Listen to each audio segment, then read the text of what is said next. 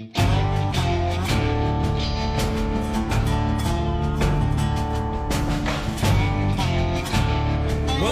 to the first Under the Hood with Hutcheson Ford podcast. My name is Cosmo, morning show host of the Y107 Morning Show with Cosmo and Lauren. And today we're sitting down with Mike Tucker and a very special guest to the Hutcheson Ford family will join us Under the Hood with Hutcheson Ford. So in August of 1954, my grandfather, Guy Hutcheson, founded the dealership. At the time, Harold, your dad, was my grandpa's first technician. That's right. Tell everybody your dad's name. Walter Kaufman. Walter Kaufman. And Harold has been, you're coming up on 90 years. Harold's been 90 years old and been there with you guys. Yeah, Harold. So then my grandpa opened it in August of 1954, and in December of 1954, Harold started working as a technician, as an apprentice under his dad, Walter. So, and then Harold's been with our family ever since then, since December of 1954. So we're going on 68 years that Harold's been on the payroll at Hutcheson Ford working for our family. So when you hear the phrasing and the statement that it's a family-owned, family-run business, it really, truly is. That's exactly we're talking right. some. I mean, I can tell you for a fact that this man has watched me grow up in the dealership. Harold, we'll do a separate podcast, and you can dish some dirt on some of the stories that we don't want Mike to hear right now. How about that? We'll set that up later. I'll bring some more donuts by the dealership, and we'll just have a chat separate. Okay. We'll do a chat with Kaufman and come up with some stories. What gives you the most pride, Harold, looking at the way that dealership is now, and you flash back all those years there at the Ford dealership on the highway, on the interstate? What gives you the most pride when you pull up there every day? Well, when we started, it was on the other side of the highway over there, and it is an old Quonset cut. Butch wanted to move across where it could be seen, the dealership. And Guy wasn't too happy about it, but after we got over there, he seen the value of it. It's been really good. Yeah, you want to be able to be seen, especially on that interstate. The old dealership property was located at 330 West James Boulevard. And like Harold was saying, in 1954, that was the highway. That was old Route 66. And everybody drove right by the dealership, wherever they may be headed. Let's see, my dad bought that property in the mid-'80s out there on the interstate now. We broke ground on that in the late 90s and moved in. It was Labor Day weekend of 2000. That gave us the ability to get back on the interstate. And what blew my mind was how many people would come into the dealership at our new location, and they'd say, well, wow, I never knew there was a Ford dealership in St. James. It just kind of didn't make sense to me because we've been there since 1954. Those are just kind of some of the small scenarios that make you scratch your head, Well, and especially, too, you've got, being on 44 there, you've got the combination of the locals that live there and have been there forever, and you got families that have had their vehicles purchased from you guys. I'm sure there's farms and families that have bought truck after truck after truck from your dealership. And then there's those who are just cruising on the interstate, and all of a sudden that check engine light goes out, or they got a knock or something going on. They're like, we better pull in here now. We're not, we're not going to make it to St. Louis. That's a very good point. We have a huge amount of travelers that are coming through that do have mechanical issues, and we try to get them in as quick as we can and get them back on the road. Well, I'm sure a lot of times they look at you guys like you got Superman capes on. I mean, let's face it, you're traveling for all kinds of different reasons and, stresses, and all of a sudden you got a vehicle. Well, we've all been traveling, and there's nothing worse than to have breakdowns when you're traveling and you know absolutely nobody, don't know who to trust, who to call, and we get a lot of stories with people coming through, passing through, that we're able to get back on the road, and they'll send a nice thank you card when they get home, and they don't have to do that, but it's appreciated. You need to have one of those big maps on the wall with the pins, right? You see those all over the place, like, hey, where are you guys from, and where'd you have work done? And that all kind of folds into your guys, your motto. It's not what we do. Obviously, you're a Ford dealership. You sell and service vehicles and put families in new cars and trucks and vans and all that. But it's not what we do. It's how we do it, and it's that family-first mentality, whether it's with employees or customers or for anyone. Yeah, without a doubt. It's not what we do, it's how we do it. That's another thing. Our customer waiting area is very customer friendly. We've got some really nice couches and lounge chairs out there, and it's not uncommon for a customer And when we moved into this new building, a lot of people didn't wait on their vehicle over in the old store because we just didn't have much room. But when we moved into this new facility, people were waiting on their vehicles all the time.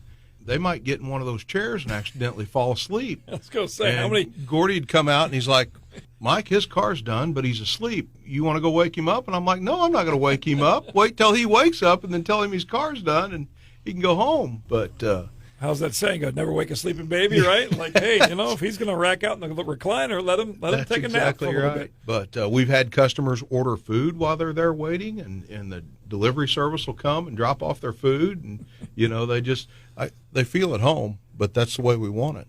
I was wondering whose idea it was to come up with, it's not what we do, but how we do it. That was Dad's. I was going to say, where did that was going to be my next question. Yeah. Great job on asking it, Harold. Like, who's the first to kind of say that and when? We were trying to come up with a slogan, and I'm trying to think of, it was about the time we moved into the new facility in the early 2000s.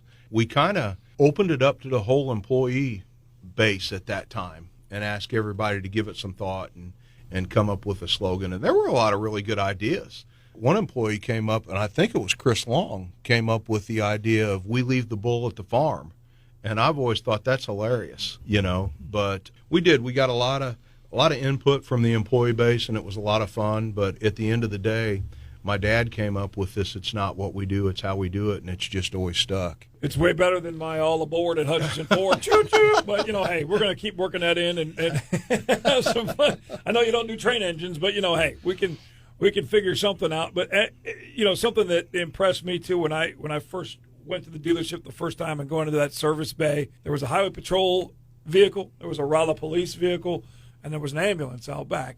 You talk about important vehicles on the roadways and what those vehicles do for our community and our loved ones, and for those industries, law enforcement, first responders, to trust your team, your service department, into making sure those vehicles are running right, then I think I can trust having my F-150's oil change done there and get my tires rotated. Absolutely. It's pretty humbling, when you stop and think about it. But we do have a lot of law enforcement and ambulance districts that drive a long way and drive by a lot of other Ford dealers to get to ours.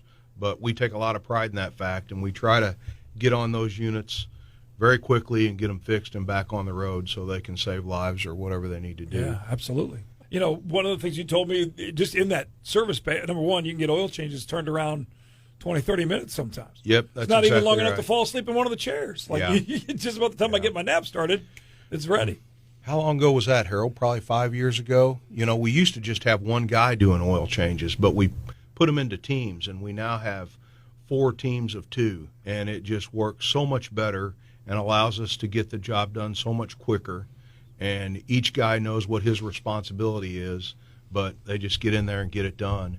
I've had customers say, "Oh, my goodness, I've been to other places and had to wait 2 hours to get an oil change." But we really try to concentrate on that 20 to 30-minute oil change because everybody's busy. Well, I was going to say, as busy as everybody is, and especially now with still a lot of people doing a lot more work from home, where they can be more remote. They can do office stuff from their phone, and then they can camp out in that waiting area there and get working on projects or whatever, and not have it be a 2-hour process. It can be done quick and ready to go. And if it is something that's a little more involved than an oil change, obviously, then they can leave it, or you got rental vehicles available, all that stuff. That's another comment that I get a lot from the customers that are waiting on their vehicle. They'll always, "Hey, what's the password for the internet?"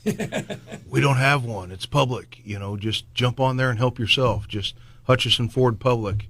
I think they like that, that they don't have to worry about a password or anything. So you're right. A lot of them will sit there and do their work, while they're waiting on the car, and they're not really missing a beat.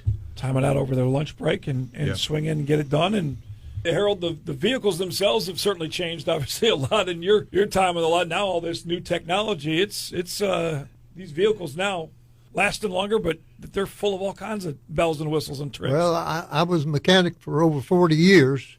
And I wouldn't want to be one right now.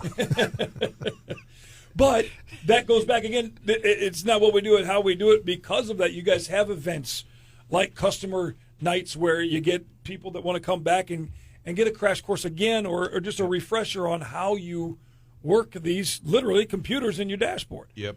We refer to those as our new vehicle owner clinics. We invite the customers to come back in and ask any questions they may have, just go over their vehicle with them, talk to them about the Ford Pass rewards and things of that nature that they have available to them that they might have forgotten about when they were there during the actual purchase. Well, Mike Tucker, Joy, your wife, I mean, she's the glue. She's running around, pinball machine all over the place. Drew, your son's involved. We talk about all these different generations. And then, Harold been with your family and working there for so long. When you look at this new year, as we kind of wrap things up on our first Hutcheson Ford podcast, what are some of the things that you're most excited about Hutcheson Ford there in St. James and Rolla and Cuba and that whole corridor there? Well, I've just always been really excited about the growth we're able to experience, and it seems like every week we're getting new customers coming in. Our business just has really seen a lot of tremendous growth, and that's what I'm hoping to continue to see in 2022, and just continue to get people ready for the next phase. What I mean by that is we're going to have some key people that are probably going to want to retire at the end of the year, and rightfully so. They've been doing it not as long as Harold, but they've been doing it a long time, and they want to slow down. They deserve that.